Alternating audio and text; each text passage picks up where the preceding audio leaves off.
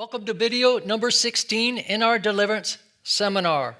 I just want to start this by repeating this often used phrase, and it's like this. Do you know how you can tell when a demon or Satan is lying?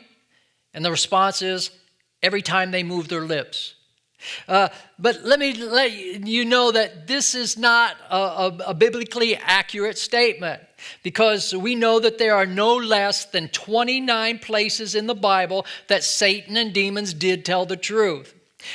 You can read our article on those, to find those 29 references on our website. Do a search on our website and type in, can Satan/demons tell the truth? And so you'll be able to see those 29 places where Satan or demons did tell the truth. So, but this video that we're going to start, I'm just going to show you that some of the lies that demons will utter during a deliverance session, attempting to disorient you, attempting to intimidate you, to scare you. And so on page 94, I have a list of those that I have heard personally, but there's a lot more. We've mentioned some of them, but so I'm just going to look at them. Page 94, where it says typical lies, it's in bold. It says, you cannot cast me out. I've been here too long. And you respond with, I don't care how long you've been there. This person has pledged their allegiance to Jesus Christ. They have confessed and repented of their sins. They have renounced your hold on them. You must leave now. Or they might tell this lie, the second one. You cannot cast me out. You have no power. And then you respond to that lie with, Jesus Christ has given me his authority and power to cast you out. I am his ambassador. I am the representative of the one who holds all power in heaven and on earth. So it isn't the power that I have. You always refer back to Jesus. He's the one whose power that you are using. Another lie that they commonly use, you can't cast me out. They want me here. And you respond to that lie. I'm going to use the name Bobby. Bobby has been bought by Jesus Christ. They are his property. You are a trespasser. You are a squatter, and you must leave. Bobby does not want you there. And then Then at other times you might hear the lie, I will not leave. That's just something to intimidate you. Then you respond to that. You say, you must leave. You have no option. You are standing before the judgment seat of Christ himself. You cannot defy him. Here's another one. I have a right to be here. And so then you ask, what is your name? And what right do you claim to have? They will typically remain silent when you ask them that and not answer you. It's a clear indication that they don't really have a right. And so then you say, your silence is your answer. You have no right, as Bobby has forgiven everyone. They have broken every curse. They have severed every ungodly soul tie. They belong to Jesus, and you must leave.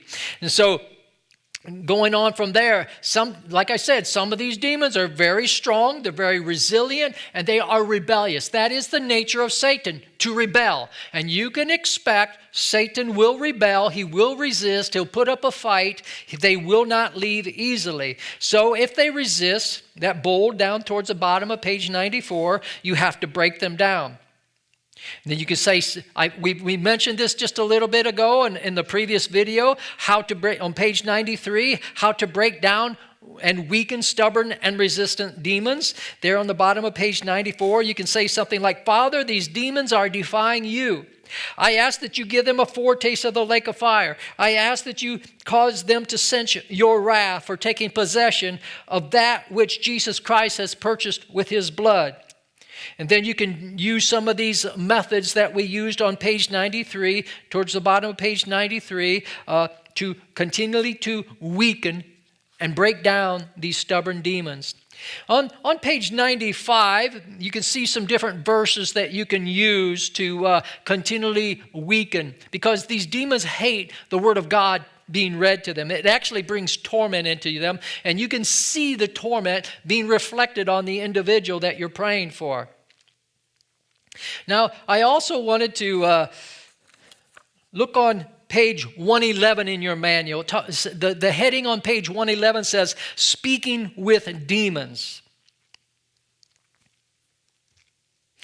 Jesus spoke with demons. The apostles spoke with demons. And just as a matter of fact, you cannot cast out demons if you don't speak to them. So I'm going to read that top paragraph on page 111. It says, there are no biblical commands that say, thou shalt not speak with demons. Quite the contrary. If demons are going to be cast out of people or places, they have to be commanded, and that requires speaking to them. Spiritual warfare types of prayer often involve the renunciation of Satan and demons, and that involves speaking to them. So I know people all the time that speak to demons. They say, Satan, you cannot have my son. Satan, you cannot have my daughter. Satan, you are not going to stop me from doing this. Satan, you... So they're always speaking to demons all the time. But going on, but what if you're face to face with a demon? That's the next paragraph in page 111. It says, speaking with demons in a conversation, however, is very controversial and not without good reason. Extreme caution should be taken when talking to them. In Genesis chapter 3, Eve engaged the devil in conversation, and the results were disastrous. That episode should illustrate to us that we certainly do not want to get involved in theological debates or any lengthy discussions with them. The only reason that we speak with demons and we hold on a conversation with them is to lead for that person's freedom and deliverance. We don't talk to them about anything else. We don't ask them questions unrelated to that person's freedom and deliverance.